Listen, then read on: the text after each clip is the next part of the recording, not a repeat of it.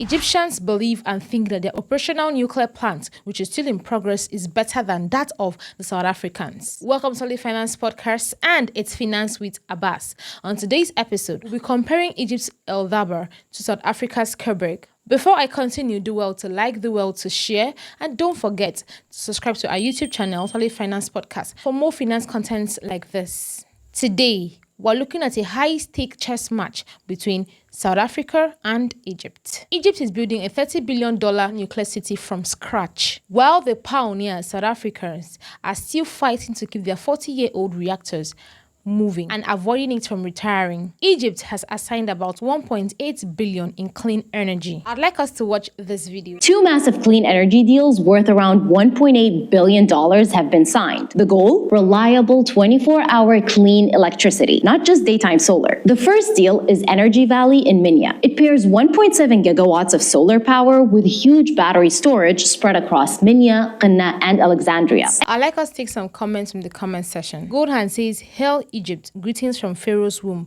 Egypt, Cairo, Alexandria, Luxor." Non says, "Haha, Gerd wins." Tahit says, "You look smart." Monify says, "That's right." This is showing that Egypt are ready. They're ready to build the country to the next level. And as such, they've even partnered with Russia. And they've joined the BRICS group of regional economies to help boost the trade in their country. Let's watch this video. Closer in Cairo's ties with Moscow, the huge Russian loan of nearly $29 billion to build the Dabaa nuclear plant can now be paid in Russian rubles instead of US dollars. Egypt has been pushing to change the currency of payment since last September. I'd like us to take some comments from the comment section. Madulu Kuselu says, "Dollar must fall." J Flavor says, "Trump's tariffs are coming." Mind you, the Dabaa nuclear plant in Egypt is still in process. They've not yet completed it. While South Africa is the only African country that has a running nuclear power. I'd like us to watch this.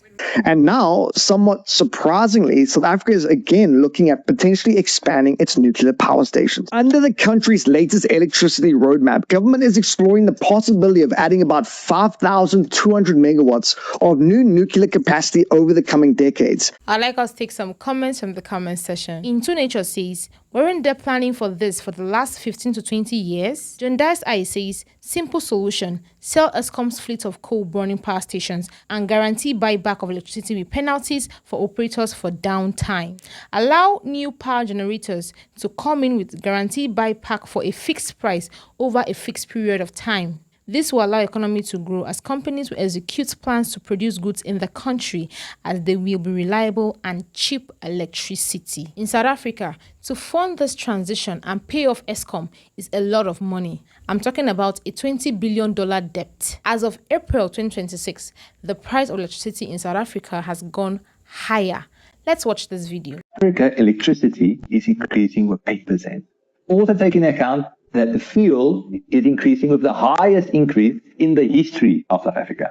That's why I say it's always important to have an emergency fund for circumstances like this. I'd like us to take some comments from the comment section. Abigail says, "Thanks for sharing and reminding me why I don't like anything." He says it doesn't always have to be like that.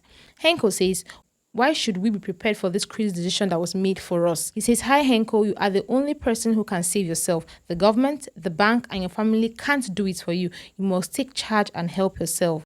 In Egypt, the government is slowly removing subsidies to be able to pay back the loans that they got from Russia. For the average household in Cairo, the nuclear future feels like them paying a task monthly. But the Iran war has made things more expensive and has made the price of gas go up. And as such, the Egypt government has decided that they are going to be closing early during the night and they should make good use of their day.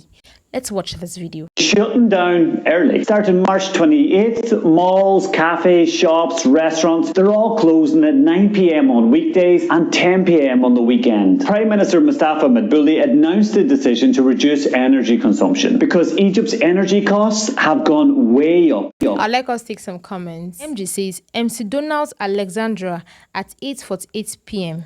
Rubak 12 Steven says, "No, it's not because touristic locations are not affected. It's not the whole of Egypt. isn't. Bonify says the way oil and gas prices are today, solar panels are a great idea. Now, the reason why Egypt is partnering with Russia is because once you buy a nuclear plant from Russia, you're not only buying a nuclear plant, you're buying Russian machines and Russian spare parts for the next 50 to 100 years. BRICS ties the Western investment. Let's watch this video. Where they began building a nuclear power plant. Today, Egypt launched the construction of a new unit at Egypt's Dabaa nuclear plant. The construction is being carried out by the Russian construction company. The plant will consist of 4 power units with a combined capacity of 4.8 gigawatts. So basically, Egyptians are partnering with Russians to build their new nuclear plant so as to help the citizens in the next century. South Africa is fighting to keep the lights up while Egypt are building a grid that's going to serve them for the next century. So tell me, who do you think is the real king of nuclear power in Africa? Let me know your thoughts in the comment section. Don't forget to like, don't forget to share, and please don't forget to subscribe to our YouTube channel, Solid Finance Podcast, for more finance content like this.